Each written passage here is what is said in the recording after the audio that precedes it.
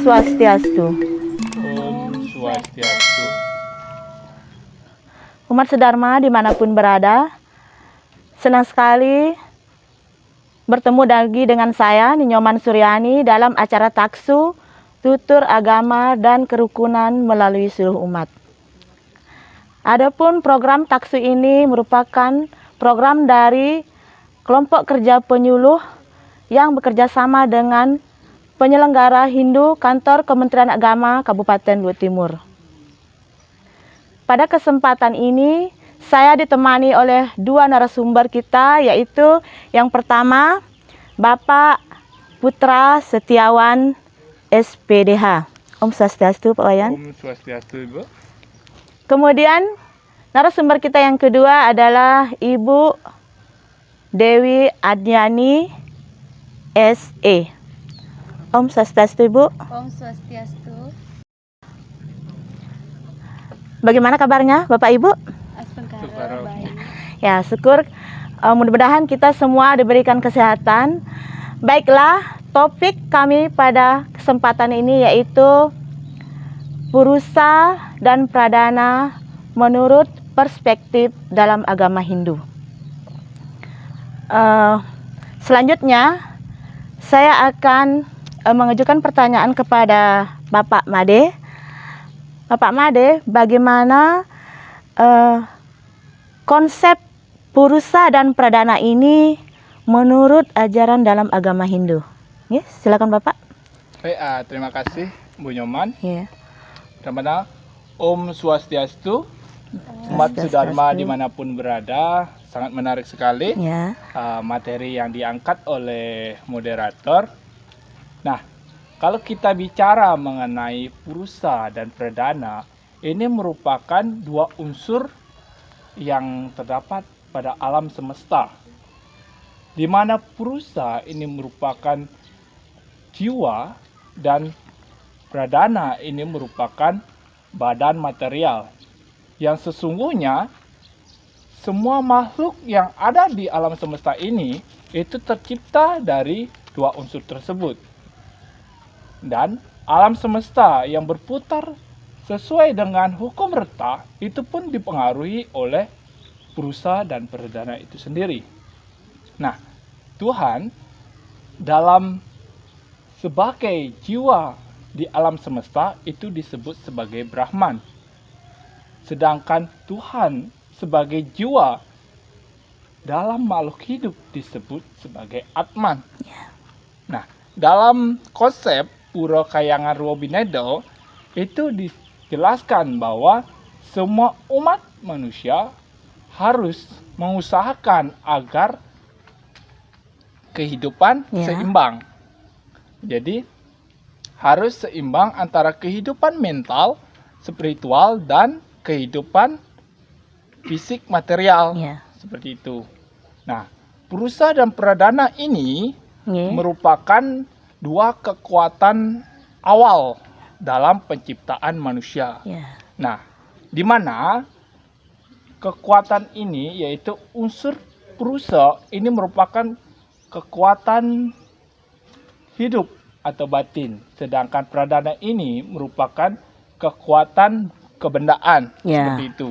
Jadi, Bu Nyoman, ini terciptanya dua kekuatan ini yang dipengaruhi oleh sifat satwam itu akan membentuk namanya unsur mahat sebagai kekuatan dari acintya. Nah, kemudian sehingga itu terbentuklah cita, budi, manas, ahamkara dan lain sebagainya sebagai unsur-unsur pembentukan manusia. Seperti itu.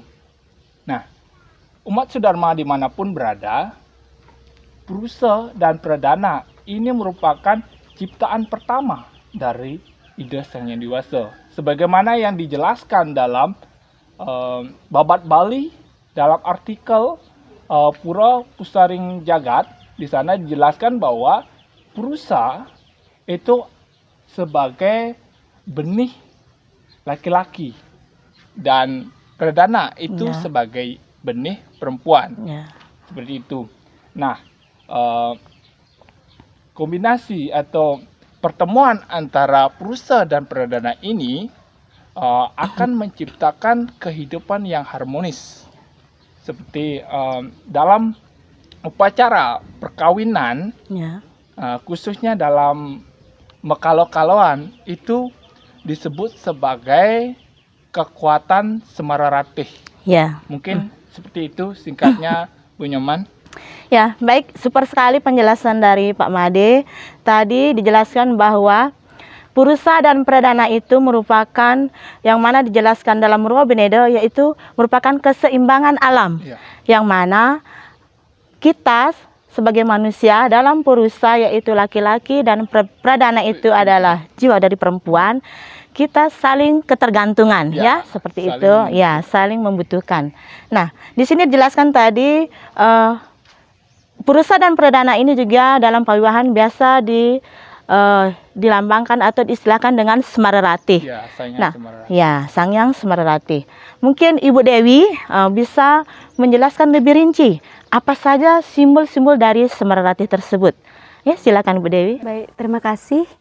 Menyambung penjelasan dari Bapak Putra tadi bahwa pertemuan antara Sang Purusa dan Sang Pradana ini ketika terjalin dalam sebuah ikatan pawiwahan atau perkawinan maka disebut dengan istilah Semararatih. Nah, Semararatih ini disimbolkan dengan dua simbol.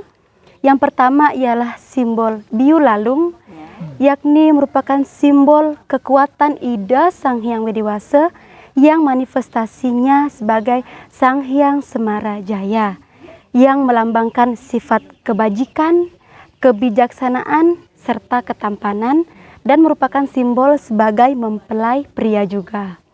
Nah, kemudian simbol yang kedua ialah kulkul yang berisi berem. Ini merupakan simbol kekuatan dari Ida Sang Hyang Wediwasa yang manifestasinya sebagai Sang Hyang Ratih, yang memiliki sifat sebagai Dewi kecantikan dan kebijaksanaan dan merupakan sebagai mempelai wanita. Nah, pertemuan dari Purusa dan Pradana ini pertemuan dari Sang Hyang Semarajaya dengan Sang Hyang Ratih disebutlah sebagai Sang Hyang Semararatih. Jadi penggabungan antara Purusa dan Pradana. Lalu bagaimana ketika seseorang meninggal dunia? Nah, ketika seseorang meninggal dunia, maka tentu akan dilaksanakanlah prosesi yang disebut ngaben, di mana prosesi ini bertujuan untuk menguraikan dan mengembalikan Sang Purusa dan Pradana kepada sumbernya, di mana Sang Purusa ini akan dikembalikan kepada Sang Maha Purusa dan Sang Pradana atau Prakerti ini akan dikembalikan kepada Sang Panca Mahabhuta Agung. Nah, kemudian keyakinan umat Hindu mengenai ajaran Purusa dan Pradana ini memang telah ada, yakni dapat kita lihat bahwa pertama di dalam setiap pembuatan upakarayatnya, pembuatan bebantenan terutama banten pawiwahan, kita akan menjumpai simbolis-simbolis yang mengarah kepada Purusa dan Pradana. Kita akan menemukan simbol yang berbentuk laki-laki dan perempuan. Nah, kemudian yang kedua ialah bisa kita jumpai pada merajan kita ataupun kawitan, di mana pada kawitan kita akan menemukan dua gedong. Yang pertama ialah gedong kawitan yang merupakan simbol dari Purusa itu sendiri. Kemudian yang kedua ialah gedong ibu sebagai simbol dari Pradana.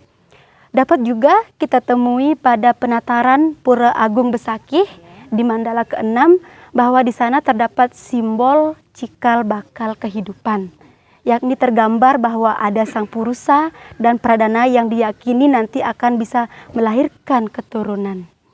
Dan yang terakhir ialah dapat kita temui pada merajan kita, yakni Pelinggih Pesaren Sari yang beruang dua, di mana dipercaya sebagai tempat pitara atau leluhur kita yang nantinya akan menganugerahkan keturunan kepada kita.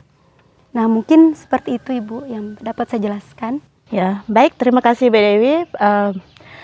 Bagus sekali penjelasannya. Di situ jelaskan bahwa Purusa tersebut disimbolkan dengan nama Biulalung. Kemudian perdana tersebut disimbolkan dengan kulkul yang bersih berem, yang mana keduanya ini sering juga disimbolkan di dalam pura, ada dalam merajan ya, yang terdiri dari 2 rong.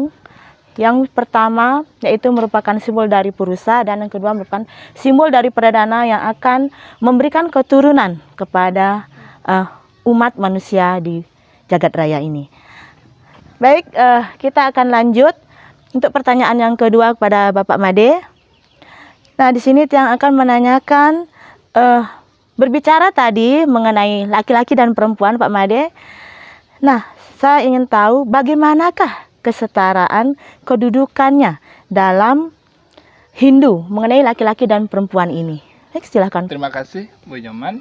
Ya. Sangat menarik sekali pertanyaannya mengenai kedudukan antara Laki-laki, laki-laki ya. sama perempuan. Nah, sesungguhnya semua manusia yang lahir di dunia ini itu memiliki martabat dan hak yang sama Ya. di hadapan Tuhan. Nah, karena dalam Hindu itu mengenal istilah dewa-dewi, putra-putri, linggayoni. Ya. Nah, itu di dalam Hindu menggambarkan bahwa dualisme ini selalu ada dan selalu berhubungan dan saling bergantungan. Ya. Karena pada hakikatnya itu Ida Sang Hyang Widi Wasa menciptakan makhluk hidup pasti selalu berpasangan. Ya. Seperti itu. Dijelaskan dalam Manawa Dharma Sastra 1.32, di sana dijelaskan dengan membagi dirinya sebagian menjadi laki-laki Ya. dan sebagian lagi menjadi perempuan, Ardhanariswari, ia ciptakan wiraja alam semesta. Nah, artinya di sini bahwa Ida Sang Hyang Widi Wasa menciptakan alam semesta beserta isinya itu berwujud Ardhanariswari, yaitu sebagian laki-laki dan sebagian perempuan. Ya.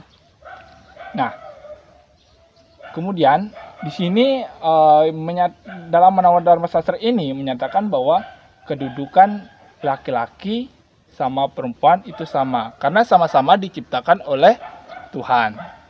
Nah, jadi dalam Hindu itu tidak mengenal namanya istilah perempuan lahir dari tulang rusuk laki-laki. Nah, seperti itu. Jadi dalam Manawa Dharma Sastra itu sudah jelas dikatakan bahwa kesetaraan antara laki-laki sama perempuan. Nah, seperti itu, Bu Nyoman. Kemudian kalau kita bicara lebih mendalam mengenai terciptanya laki-laki sama perempuan. Nah, mungkin kita bisa melihat cerita dari Lontar Mendang Kemulan. Ya. Di sana diceritakan bagaimana mitologi terciptanya laki-laki dan perempuan. Nah, di mana mitologi di sana menjelaskan bahwa pada awalnya Dewa Brahma yang bekerja sama dengan Dewa Wisnu dan Dewa Siwa itu membuat manusia dari tanah, air, udara, api, dan angkasa. Ya.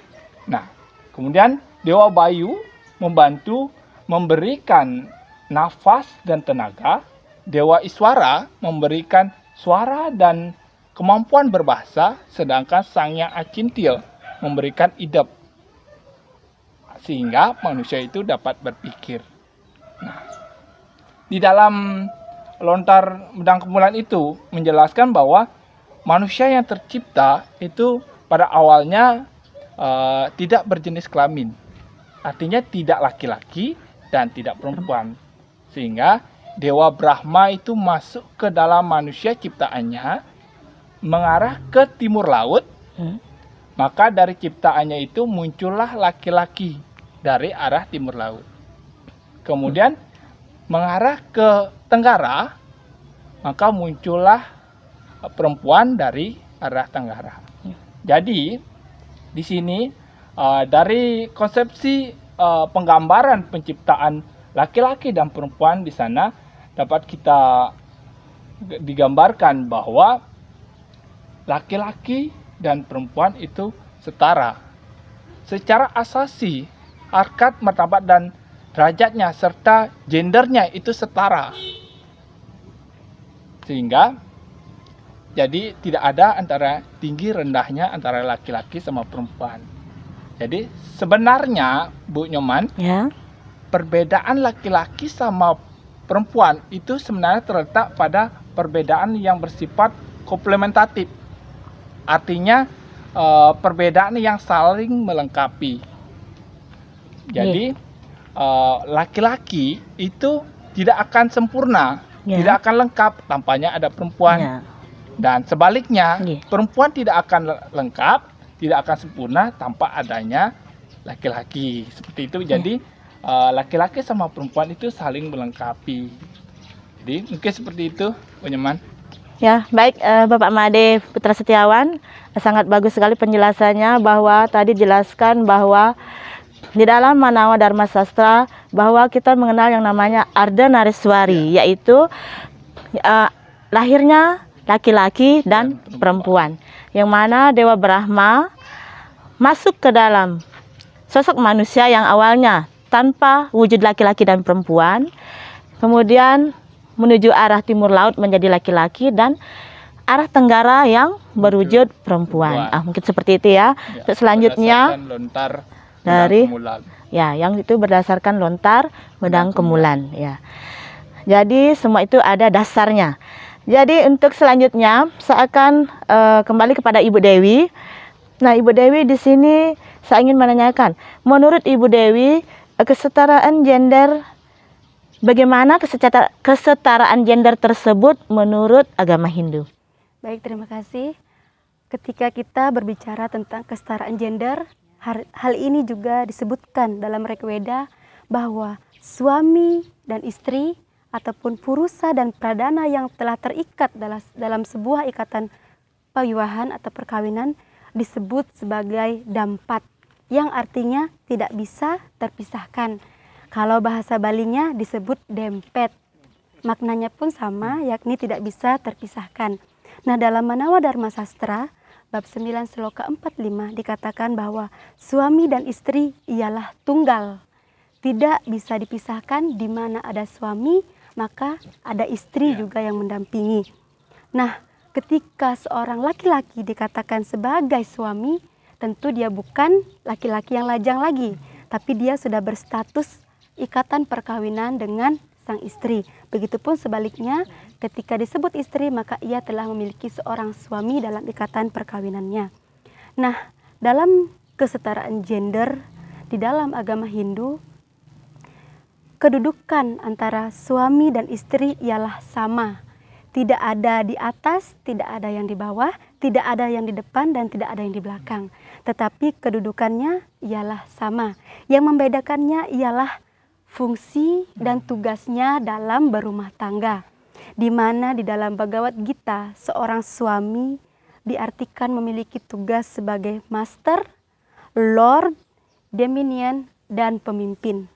Di mana seorang suami ini memiliki tugas memimpin rumah tangganya, mengayomi rumah tangganya, menafkahi keluarganya, serta menunjukkan jalan yang baik untuk keluarganya.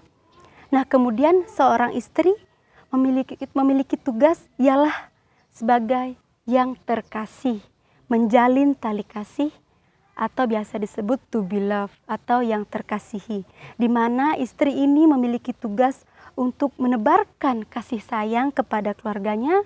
Dia harus menjalin keharmonisan antara dia dan suaminya, antara dia dan anak-anaknya, kemudian menyatukan dua keluarga dari pihak purusa dan pradana sehingga menjadi harmonis. Nah, di dalam Manawa Dharma Sastra bab 3 sloka 45 juga dikatakan bahwa di mana wanita dimuliakan, maka di sanalah para dewa berstana. Tetapi di mana wanita tidak dimuliakan, maka tidak ada yatnya yang berpahala mulia.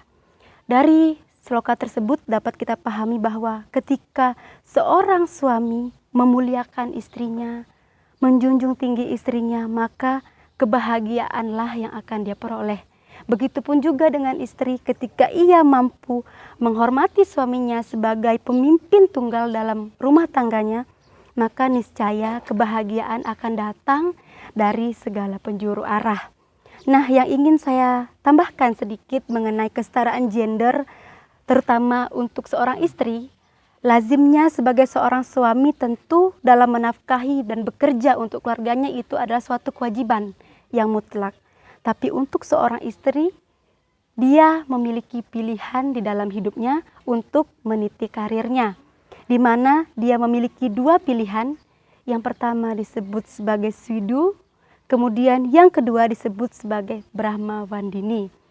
Swidu dalam hal ini ialah seorang istri yang memilih untuk berkarir di dalam rumah tangganya, yakni ia yang mendidik anaknya, membesarkan anaknya, dan mendampingi suami.